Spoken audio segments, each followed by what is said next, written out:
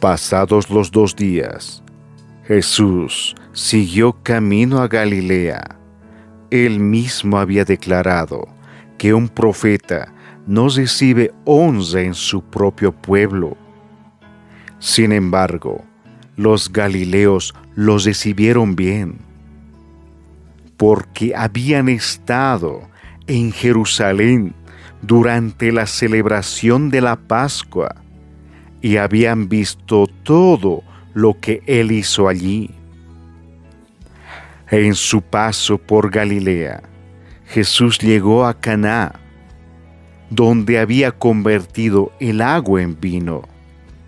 Cerca de allí, en Capernaum, había un funcionario de gobierno que tenía un hijo muy enfermo. Cuando supo que Jesús había ido de Judea a Galilea, fue a verlo y le rogó que se dirigiera a Capernaum para sanar a su hijo, quien estaba al borde de la muerte. Jesús le preguntó: ¿acaso nunca van a creer en mí, a menos que vean señales milagrosas y maravillas? Señor, por favor, suplicó el funcionario, ven ahora mismo, antes de que mi hijito se muera.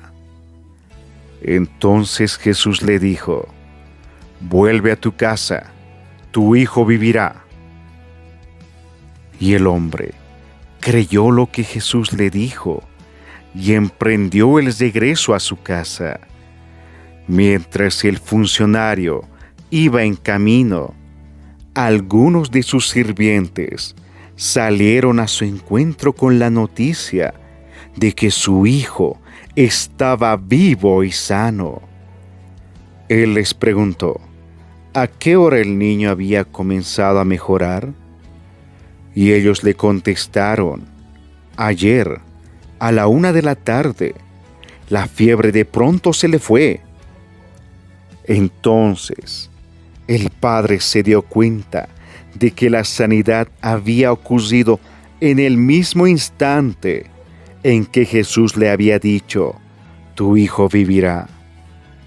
Y tanto él como todos los de su casa creyeron en Jesús. Esa fue la segunda señal milagrosa que hizo Jesús en Galilea al volver de Judea. Evangelio de Juan, capítulo 4, versículos 43 al 54. El Señor Jesucristo, en todo momento guiado por el Espíritu Santo, se dirigía nuevamente a Galilea, declarando que un profeta no recibe honra en su propio pueblo. Y es justamente lo que en el momento se quería. Fue a Galilea porque sabía que ahí no recibiría ningún tipo de honra, evitando así un pleito inmediato con los fariseos, ya que ellos estaban mostrando su inconformidad con las enseñanzas del Señor Jesucristo. Aunque los galileos los recibieron bien, pero solo porque vieron los milagros que Jesús había hecho en Jerusalén. ¡Qué gran diferencia con los samaritanos!, quienes al parecer tenían mayor fe que los mismos judíos. Recordemos que los samaritanos salieron a ver a Jesús solo porque una mujer comenzaba a gritar que ese hombre le había dicho todo de su vida. No fue necesario realizar ningún milagro, sino solo las palabras de nuestro Señor Jesucristo. Se podría decir que en ese pueblo samaritano el hambre espiritual era mucho mayor que en Galilea, quienes ya se consideraban salvos por cumplir ceremonias religiosas.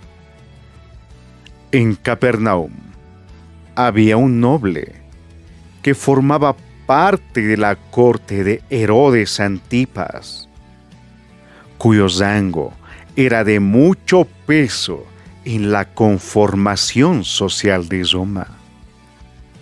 Y este noble oyó que Jesús estaba en Galilea, y sabiendo que él hacía milagros, fue a su encuentro para pedirle que fuera a Capernaum para sanar a su hijo, quien estaba ya al borde de la muerte.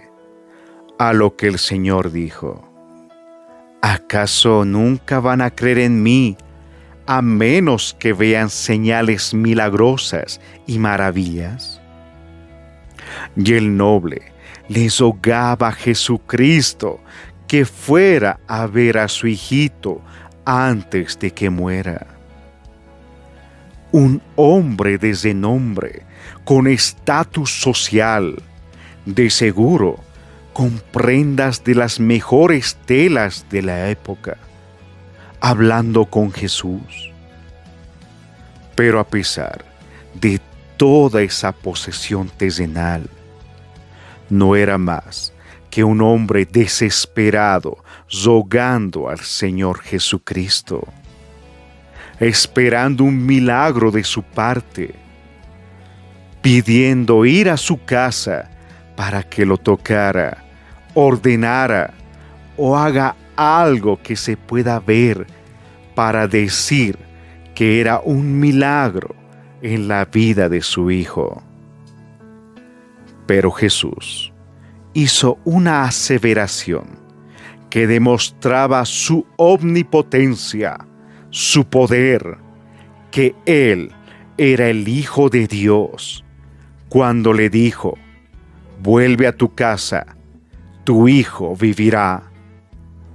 Fue una muestra de su autoridad, ya que no fue una declaración de positivismo o darle ánimo ante lo que estaba suscitando, sino fue una afirmación que el noble creyó. Emprendiendo su viaje de retorno a Capernaum, ya llegando, salieron sus criados a decirle lo mismo que Jesús le había dicho, que su hijo vivirá. Consultando en qué momento exacto se había dado la mejora de su hijo, escuchando la respuesta, se dio cuenta que su hijo sanó en el mismo momento que Jesucristo le decía que vuelva, que su hijo viviría. Pero también se dio cuenta que en ese momento no solo curó a su hijo, sino que también curó su corazón de la incredulidad y de la falta de fe, porque entendió que la palabra de Jesús basta para poder creer que se hará su voluntad. Porque el noble quería llevarlo a su casa para que Jesús haga algo que él pueda ver con sus ojos, similar a los milagros que ya había hecho en Jerusalén. Pero Jesús iba a mostrarle que es el Hijo del Dios Omnipotente, que sin estar presente dio sanidad al hijo del noble. Y no hizo el milagro estando a unos metros de ahí o de unas calles, no, sino estando a más de 20 kilómetros de distancia. De esa manera, no solo fue sanado el hijo del noble, sino el de todo su hogar, ya que todos los de su casa creyeron en Jesús. Debemos aprender a confiar en la palabra de Dios, no esperar su obra a nuestro querer, sino según su voluntad, porque Dios conoce lo más profundo de nuestros corazones, aquello que ni nosotros mismos conocemos de nosotros. Por ello, su voluntad es tratar nuestros corazones para entender que Él es soberano, que decide sobre nuestras vidas, pero no para mal, sino para curar aquello que ni sabíamos que necesitábamos curar en nosotros, para que nuestra comunión con el Padre no sea interrumpido por situaciones que creemos que Él no quiere atender, sino entendiendo que lo atenderá cuando lo vea conveniente y de la forma que Él vea conveniente, porque Él es quien se mueve en el tiempo y puede ver el mañana de cada uno de nosotros. Entendamos que cada día ya es un milagro de Dios en nuestras vidas.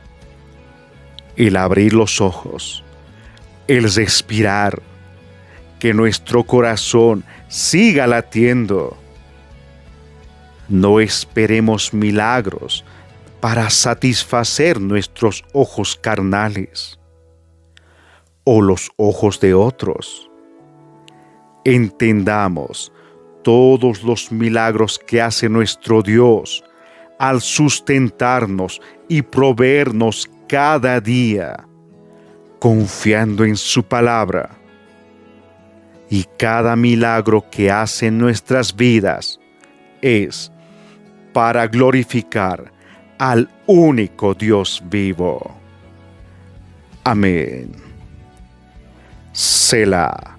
Meditemos en esto.